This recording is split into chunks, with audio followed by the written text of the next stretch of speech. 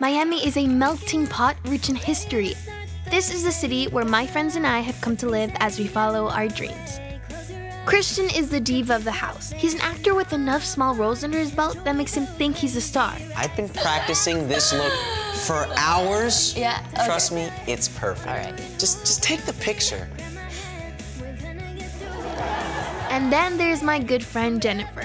She's a great gamer and a mega introvert, and sometimes a little bit intense. I was doing so well and I just don't understand. Now let's turn to Alejandro. He came to the US 2 years ago from Venezuela. They really love the way I said taquito. This is ridiculous. And then there's Javi. Hola. He's the newest roommate who just moved from Spain to see what adventures the US has to offer.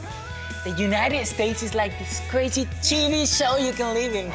And then there's me. My passion is music. I just want to be a singer, and I have my heart set on making it here in Miami.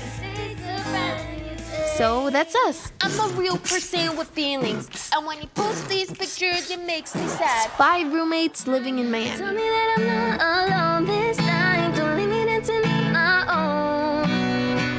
We can cross a million seas. Can't you see you're meant for me? That was great.